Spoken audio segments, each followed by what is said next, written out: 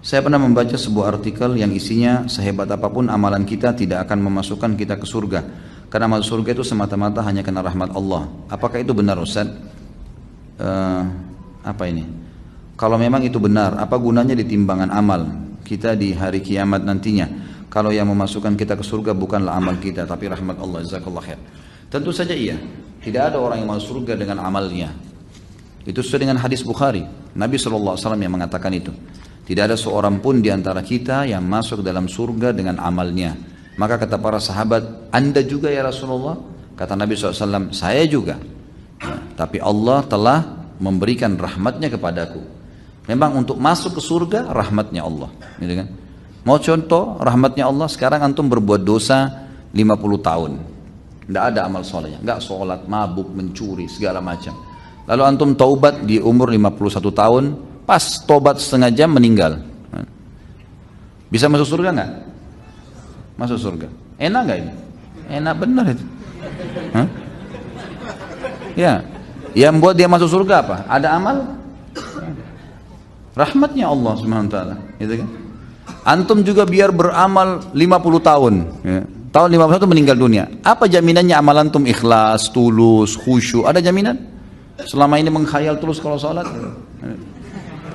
Rahmat Allah itu. Orang umur 60 tahun.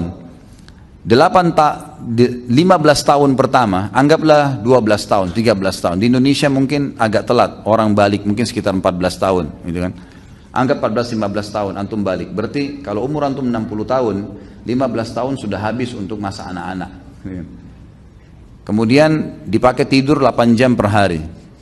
Kalau kali 60 dikurangi jumlah 24 jam per hari, kurang lebih 20 tahun antum habiskan untuk tidur.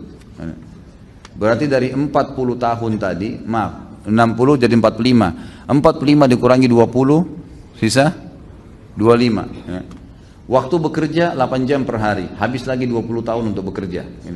Sisa berapa umur antum untuk sholat malam, untuk ibadah, ya. Itu pun kalau orang tidak melalui maksiat, melalui amal terus, gitu kan.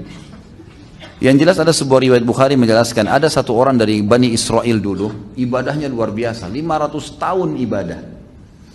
Tidak pernah interaksi sama orang, tinggal di sebuah pulau. Kata Nabi SAW, pada saat dia meninggal, Allah Subhanahu wa ta'ala berkata kepadanya, masukkan hambaku ini ke dalam surga dengan rahmatku.